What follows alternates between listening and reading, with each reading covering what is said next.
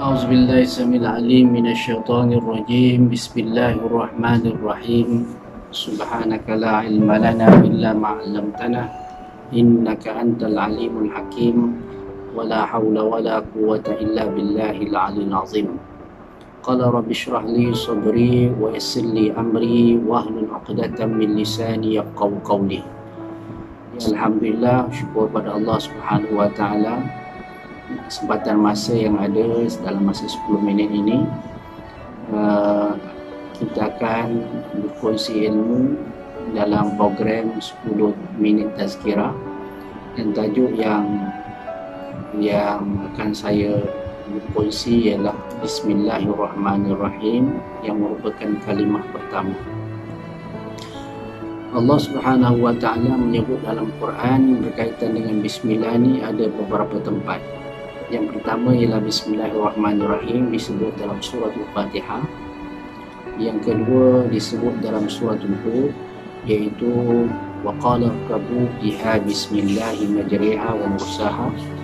Kemudian disebut dalam surah An-Naml, innahu min Sulaiman wa innahu bismillahirrahmanirrahim. Secara keseluruhannya bismillah ini disebut pada tiap-tiap awal surah. Kalau sekiranya ada 114 surah, artinya 114 kali ulang tolak satu. Tolak satu ialah surah Al-Bara'ah, di mana tidak dibaca padanya bismillah, akan tetapi dimulai dengan a'udzubillah atau isti'azah. Jadi lapas bismillah ni selain disebut perkataan bismillah, dia juga disebut dengan perkataan basmalah, atau istilah lain disebut basmalah. Banyak dalam Islam ini setiap perkataan-perkataan itu disebut dengan istilah yang tertentu. Umpama kalau kita dengar perkataan la hawqala, iaitu perkataan la hawla wala quwwata illa billahil aliyil azim. Hamdalah iaitu alhamdulillah, dan contoh-contoh yang lain. Baik, pada bismillah ni dia mempunyai tiga keistimewaan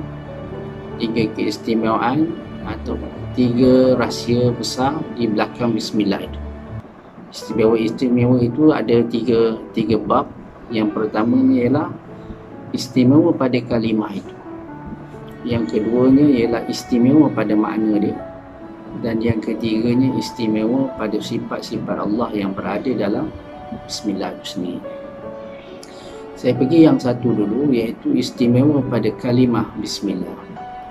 Pada kalimah bismillah itu adalah satu kalimah, bila dilihat atau disebut, dia menjadikan satu syiar.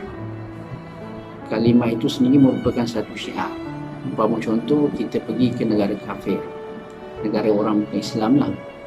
Kita pergi negara China ke, kita Hong Kong ke, kita pergi ke Jepun. Lalu dalam kesesakan orang ramai itu, tiba-tiba ada orang membaca Bismillahirrahmanirrahim. Maka ketika itu kita akan memaling pada dia, kata orang ini Islam pun. Begitulah juga kalau sekiranya kita pergi ke kedai-kedai makan di negara orang bukan Islam, lalu kita nampak pada kalimah itu tertulis atau terpampang di kedai-kedai. Macam kita kat sini kedai mamak lah, kita tahu apa ini Islam. Sama ada dia nak tipu ke tak tipu tu nombor dua, tapi nak beritahu bahawa bismillah itu sebagai lambang, rumus kepada orang Islam, lambang kepada Islam. Inilah yang disebut sebagai syiar ataupun syair. Oleh kerana itu, Islam meletakkan banyak perkara yang membawa hati kita kepada Islam. Banyak perkara syiar yang membawa kepada terkenang kita kepada Islam. Maka syiar itu terbagi kepada 4. Ada kata 5, ada kata 4. Yang pertama, syiar daripada sudut ucapan. Syiar itu yang terbit daripada ucapan. Ada yang disebut bahawa syiar daripada sudut perbuatan. Ada yang disebut syiar itu daripada sudut tempat. Dan ada yang disebut bahawa mana-mana sesuatu yang disandarkan kepada agama, yang menunjukkan kepada agama, itu dipanggil syiar. Maka syiar yang pertama iaitu ucapan. Seperti kalau kita mendengar Assalamualaikum. Assalamualaikum itu syiar Islam. kita mendengar azan, itu syiar Islam. Kita mendengar orang menyebut Allahu Akbar. Bila masa kita dengar ni? Bila mana kita berada di tempat orang-orang kafir atau berada di tempat orang-orang bukan Islam, maka kita dengar kalimah-kalimah ini, dia akan tergambar bahawa itu adalah Islam. Yang kedua ialah pada perbuatan. Pada perbuatan ini kita boleh rojong dalam satu ayat. Ayat yang mana kita sering baca, iaitu Inna Safa wal Marwata min sya'airillah. Faman hajjal baita aw i'tamara fala junaha alaihi an yattawafa bihima. Sesungguhnya Bukit Safa dan Bukit Marwah, iaitu berjalan di antara Bukit Safa dan Marwah atau berlari berulang alik di antara Bukit Safa dan Marwah, itu merupakan syiar daripada syiar Allah. Jadi perbuatan itu lambang.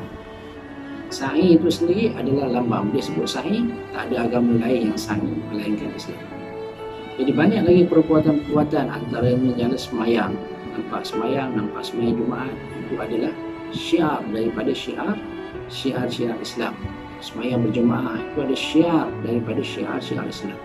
Ada juga syiar dalam bentuk tempat. Umpama kita sebut Mekah, umpama kita sebut Madinah, umpama kita sebut Baitul Maqdis. Bila sebut saya tempat-tempat ini, dia melapangkan kepada yang besar, iaitu syiar. Dan satu lagi ialah sesuatu yang menunjukkan kepada agama, yang melambangkan kepada agama. Kalau zaman dahulu mereka ini berperang, mereka akan buat bendera. Sehingga ada dalam kisah sejarah dalam peperangan, sahabat bawa bendera guna tangan kanan, maka tangan kanan dia ditebas. Bila tangan tebas, maka tinggallah tunggul. Dia pun mengambil dengan tangan kiri bendera tersebut, maka pegang dengan tangan kiri, lalu dia ditebas. Bila guna tangan kiri kena tebas, maka bendera itu jatuh. Dia ambil dengan tunggul yang masih ada. Kedua tangan tunggul yang masih ada itu pegang, memegang bendera tersebut kerana ingin membesarkan syiar Allah Subhanahu wa taala atau syiar Islam ketika itu. Jadi inilah yang difirmankan oleh Allah Subhanahu wa taala, "Wa may yu'azzim sya'airallah fa innaha min taqwal qulub." Siapa yang membesarkan syiar Allah, maka dia termasuk dalam kalangan orang yang mempunyai takwa di dalam hatinya. Jadi pada hari ini pengucapan bismillah itu merupakan syiar. Apa yang perlu kita buat, kita memperbesarkan bismillah itu dengan kita memperbawa ataupun kita mengiringi setiap tingkah laku kita dengan bismillahirrahmanirrahim. Inilah yang disebut oleh Nabi sallallahu alaihi wasallam, kullu amrin zibalin la yabda fihi bismillahirrahmanirrahim fa huwa abtar. Mana-mana amalan yang tidak disertai dengan bismillahirrahmanirrahim, amalan-amalan yang kita buat secara sedar tapi kita tak sertakan dengan bismillahirrahmanirrahim, apa kata Nabi sallallahu alaihi wasallam? Fahuwa abtar. Perbuatan kita itu dia abtar. Abtar ni pernah kita baca dalam surah Inna a'tainakal kautsar.